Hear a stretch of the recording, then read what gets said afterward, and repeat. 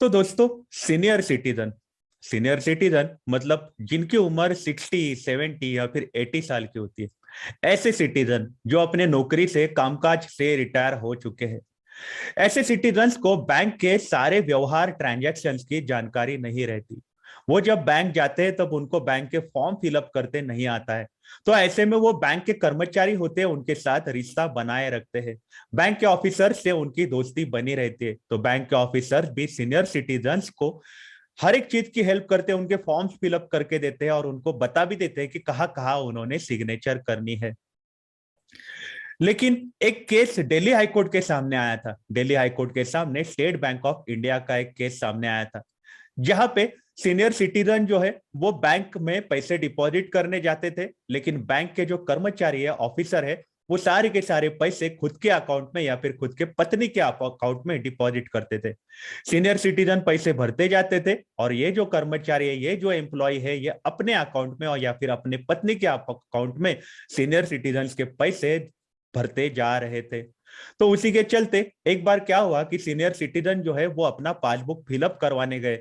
तो उनको पता चला कि अपने अकाउंट में पैसे मौजूद नहीं है। तो बैंक ने इंक्वायरी करी तो पता चला कि ये स्टेट बैंक के इनको एम्प्लॉय जो है, इन्होंने अपने और अपने पत्नी के नाम पे ही पैसे डिपॉजिट करे हैं।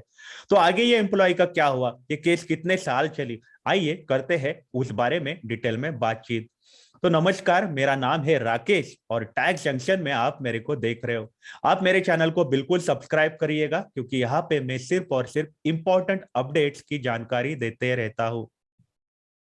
तो आइए जानते हैं, जो हम स्टेट बैंक ऑफ इंडिया की केस के बारे में बातचीत कर रहे थे वो एग्जैक्टली क्या था और इसमें क्या क्या मुद्दे सामने आए।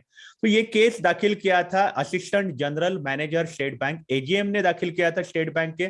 और ये केस उन्होंने दाखिल किया था अशोक कुमार भाटिया करके, जो स्टेट बैंक के एम्प्लॉय हुआ करते थे। तो ये केस में सबसे पहले हेडलाइन में यही लिखा है कि बैंक सिस्टम जो होती है वो अपने देश के इकोनॉमी का बैकबोन होती है। जो भी ऑफिशियल वर्क करते हैं, बैंक में काम करते हैं, उनकी जिम्मेदारी होती है कि जो कस्टमर से उनका ट्रस्ट है उसको बचाए रखे, बनाए रखे, कि कस्टमर बैंक के ऊपर भरोसा रखे। और इनका जो रिलेशन होता है ये होता है ट्रस्ट का ही रिलेशन होता है, मतलब फिड्यूशियरी हम बोलते हैं, वो रिलेशन इनका होता है। तो ये अगर ऐसा रिलेशन है तो ऐसे केस में जो एम्प्लॉय है उनकी बहुत ज्यादा जिम्मेदारी होती है अपने कस्टमर्स के तरफ। तो ये केस में हमें सबसे पहले इंपॉर्टेंट नजर आता है कि ये केस उस जमाने का है जब कंप्यूटर्स या फिर ऑनलाइन बैंकिंग इतना एक्टिव नहीं था। जो भी एम्प्लॉयज ऑफिशियल्स होते थे बैंक के, वो कस्टमर या फिर डिपॉजिटर से फेस टू फेस बातें करते थे। और ऐसे केस में ये केस बना हुआ था जब फ्रॉड किया गया था कस्टमर्स के साथ। तो यहाँ पे सबसे पहले हमें समझ में आता है कि जो बैंक का जो एम्प्लॉय थे, भाटिया सर जो थे, वो सिंगल विंडो ऑपरेटर करके काम कर रहे थे बैंक में। और वो सीनियर सिटीजन्स के सेविंग स्कीम के प्रोफाइल में काम कर रहे थे। उन्होंने ये जॉब ज्वाइन किया था क्लर्क कम टाइपिस्ट 1984 में। उन्होंने सबसे पहले काम चालू किया था जंगपुरा ब्रांच में, और इसके बाद वो पोजीशन में कंफर्म हुए थे। लेकिन 2003 में इनको पोस्टिंग किया गया था, कलकाजी ब्रांच में इनका पोस्टिंग किया गया था बैंक का। और उनको टर्मिनेट किया गया था 2010 में। लगभग 7 साल उन्होंने कलकाजी ब्रांच में काम किया था स्टेट बैंक ऑफ इंडिया में।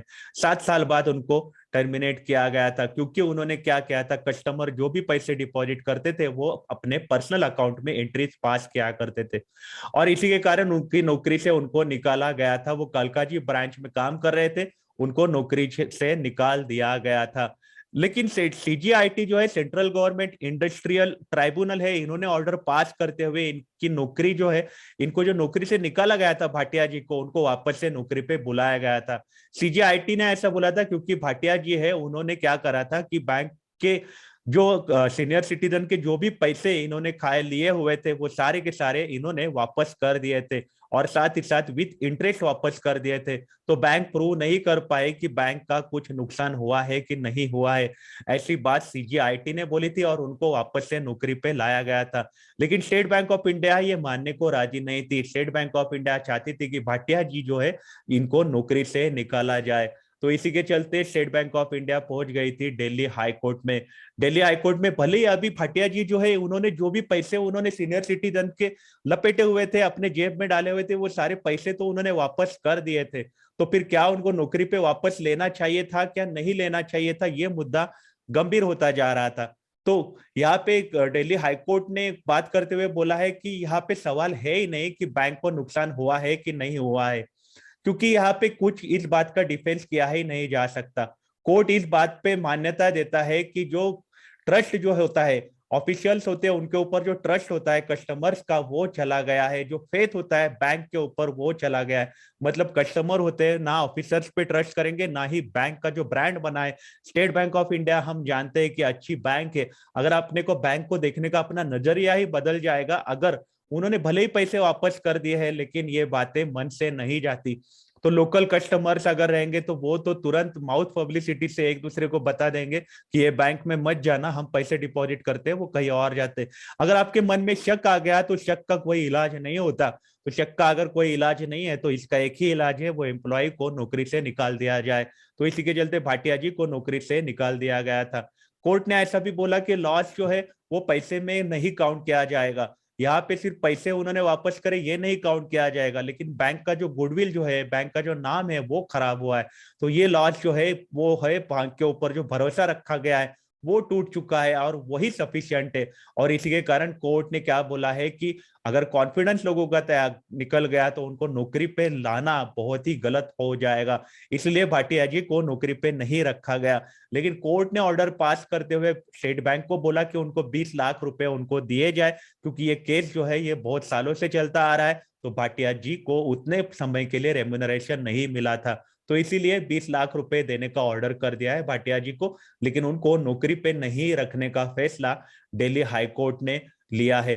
दिल्ली हाईकोर्ट अपने स्टैंड में एकदम क्लियर नजर आए, क्योंकि दिल्ली हाईकोर्ट का ऐसा मानना है कि अगर लॉस हुआ है तो आप पैसों का ही लॉस काउंट मत करो, आप लॉस ये भी काउंट करो कि जो लॉस हुआ है, नाम का लॉस हुआ है, भरोसे का लॉस हुआ है, जो चीजों के लिए बैंक जानी जाती है, बैंक का ब्रांड का लॉस हुआ है।